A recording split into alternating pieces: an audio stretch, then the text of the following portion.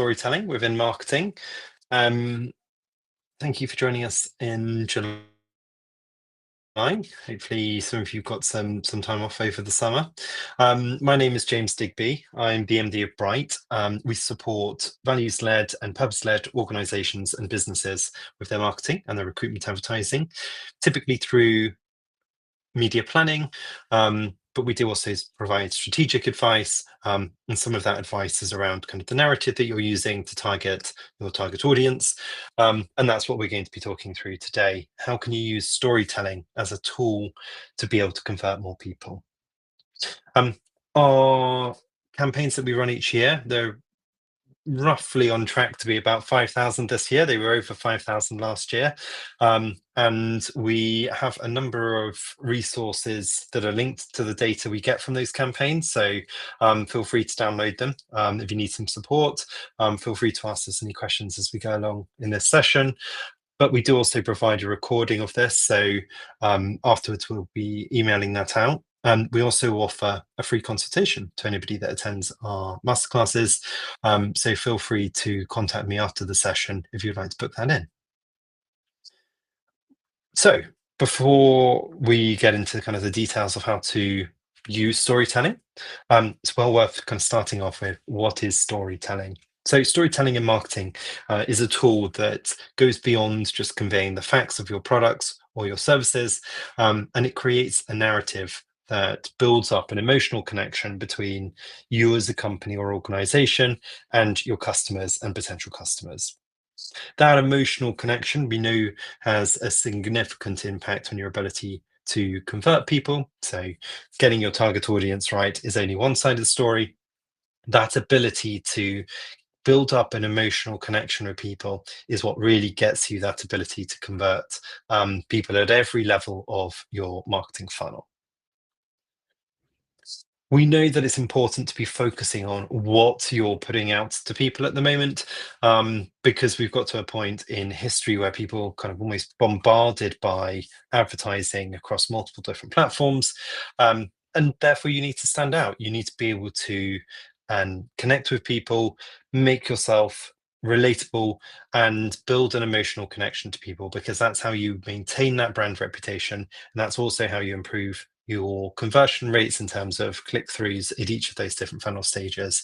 So we look at the 1970s to the 1920s, we've gone from between 500 to 1,600 adverts today that we see per day that we see, to 6,000 to 10,000 adverts today, a significant increase in the number of marketing campaigns people see each day.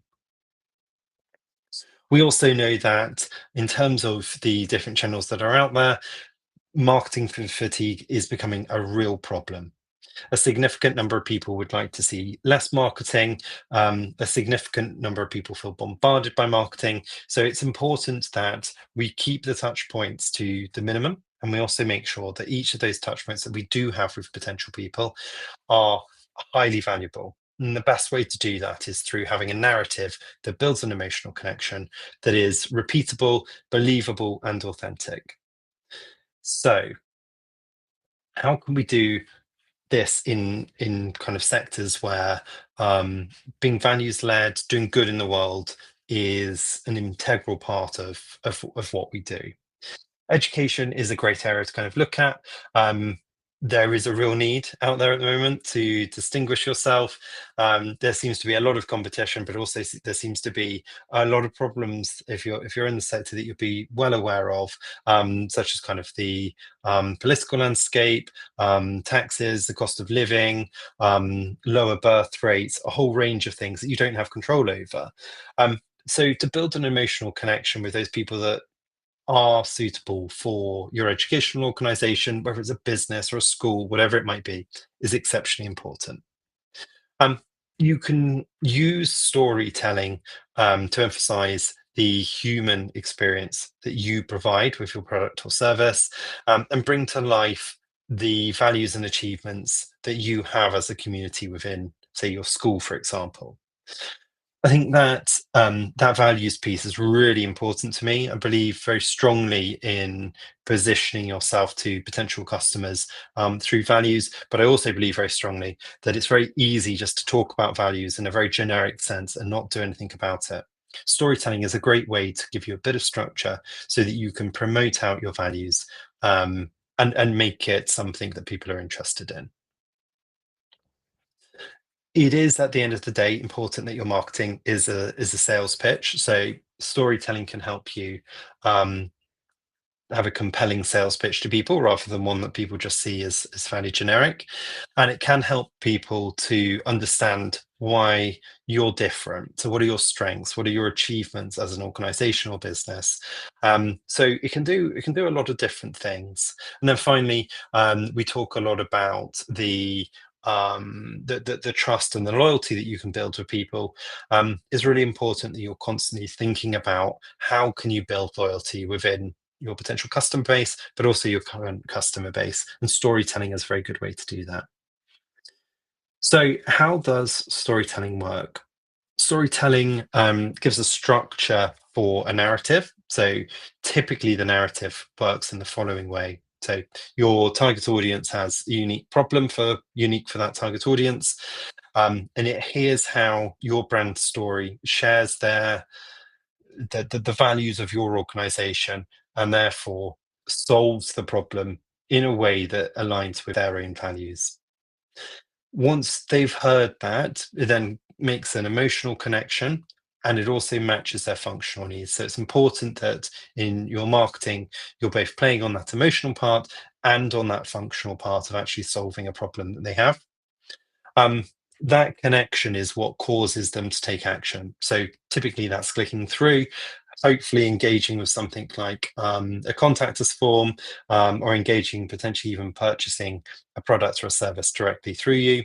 But over time, it will also increase your visibility as well as your conversions and your profit. So quite a powerful tool.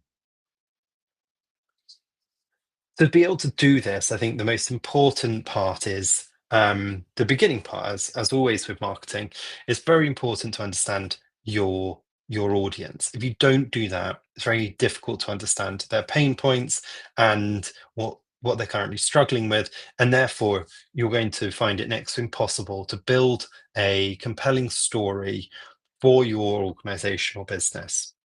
So first of all, look at how you can segment your audience in different ways. Where do they spend their time? What demographics do you have? Are they a particular age range? Are they a particular socioeconomic level?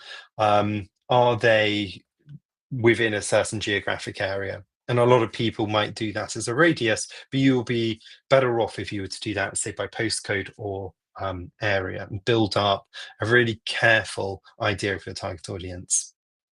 Understand how they think, how they process things, where they spend time online, how do they behave? Do they like to click on a lot of content or read a lot of content or research things through, say, Chat GPT? What are they doing to kind of understand products and services? And then you can use that to adjust your marketing strategy, but also the offerings that you have. So, how you pitch those offerings. Um, so, once you've understood that target audience and how they operate, start by designing a compelling story. So, a good story always has a strong introduction. So, start off with your organization's background, your values, and your mission. That can be in plain English. It doesn't have to be overly polished. And I'd go as far to say, consider the language that people use more than kind of polishing everything to the point where it's not authentic or it's not believable. Um, and then you need to be planning the middle part, which is the journey. So the educational journey potentially of a child. That's the easiest thing for a school to pick. What is their educational journey? What unique offerings did you provide to that child? What extracurricular activities did you provide? And what have you done in terms of the community? So share real life stories for the challenges faced by that individual or that group of individuals, and how were they overcome? How did you support them in overcoming some of the challenges that they faced? Those challenges need to be things that are faced by your potential customer base all round. It is possible to use this for recruitment as well. So you could be looking at the scene in terms of your organization or business or school. What's that background? Talk about the journey in terms of potentially bringing in staff, potentially somebody who's struggled to progress within their career, and then talk through the opportunities and how you supported those people through that narrative of kind of improving and fixing some of the things that they needed fixing within their career. Those success stories are then, of course, the nice bits. So, what have your customers done? What have your staff done? What have your alumni achieved? But make sure that there is a golden thread that runs through all of this. Typically, that's a particular individual or a group of individuals, but always bring it back to the mission element and that values element. So you're trying to achieve a mission, and you're doing it by following values that you as an organizational business share. So we talk a lot about emotion within marketing, and that's because emotional marketing is the best at converting people, is best at building up loyal customer bases and building up potential loyalty within kind of that brand awareness audience that you're targeting. So within schools, for example, that would be engaging with potential students if you're, say, sixth form in the UK, but also parents. So doing that on a personal level so that you can influence their decision-making process. To do that, there are a number of things that you could be doing. So you could be using personal testimonials. They work very well in terms of authentic storytelling. So you could use testimonials from students, parents, potentially customers, faculty, so that they can share their personal experience and emotional journeys. If you're doing that through video, try and avoid questions. Say, for example, if you're within HR, try and avoid standard questions like, why do you enjoy working here? And focus on asking people about their best day so far within the school. Focus on one of your customers' favorite things about your product or service, something that will get them visibly excited about that kind of topic so that that emotion can come through in a video, for example. If you ask standard questions, what you'll find is that you get very standard answers. It's very hard to build a compelling story that has an emotional connection at the same time. The diversity and inclusion element, I think that every client that we work with, they're interested in improving in that area, or it's at least something that they kind of track their success for at present. It doesn't necessarily have to be your typical diversity and inclusion approach. It could be as simple as focusing on diversity of thought within your staff base, or considering people for your products and services that might not have previously used them. So consider how diversity and inclusion links to the narrative that you're going to be talking about. Maybe it's talking about different stories from people from different backgrounds and how your product or service supported those people. And then use sensory language, so descriptive language that appeals to people's senses to make it as vivid and engaging as possible. If you're getting your content from personal testimonials and visual storytelling, um, practice will make perfect, but the best thing you can do is try and ask questions that aren't too standard and too default. So if you do need help with that, feel free to contact me and I'd be very happy to send you some examples over. And use very specific examples. So broad, generic examples tend to not really build any connection at all. Whereas if you're naming people, you're referencing people time and time again, you will build up a stronger emotional response.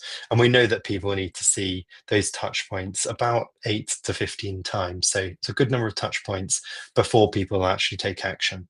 Storytelling can reduce that down, but it's still a significant number of touch points. And then make sure that you're being authentic. So don't make anything up for a start, but also use the language that that your target audience are using. Once you've kind of got an idea of what you're going to be talking about, there's a number of ways you can integrate this into your marketing or your recruitment strategy.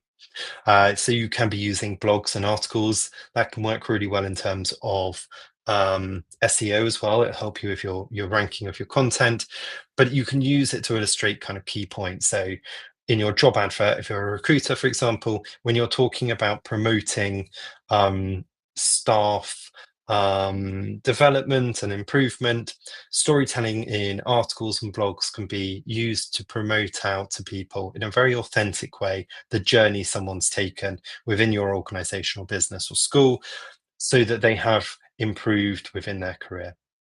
If you're talking about marketing out your organization, articles and blogs are a brilliant way again to kind of share a narrative, and you can do that using the 4 steps that we talked about above. So up here, you could create an article about each of those. So set the scene, talk about the journey in another article, talk about challenges and overcoming those challenges in the third one, and then the fourth one could be the success story, the end bit, the result element. Make sure that you don't use AI too much. It's becoming increasingly obvious where people are using AI and where people aren't. Use it potentially to reword things, but don't rely on it as your sole source of kind of creating that content. It doesn't rank very well. It damages your SEO, and people don't tend to engage with it because it's not as engaging as freshly written content by humans. Social media, really significant increase in engagement on video shorts. We're definitely seeing that a diverse kind of mixture of things like Instagram stories, for example, posting content to LinkedIn, a combination of different methods works really well. So do make sure that you're adjusting your social media posts to the platform that you're using and the target audience that you'll be receiving. But it is a good way to encourage people to engage with you and to engage with any story that you're putting out there. If you really wanted to kind of take this a step further, you could be doing live sessions on social media.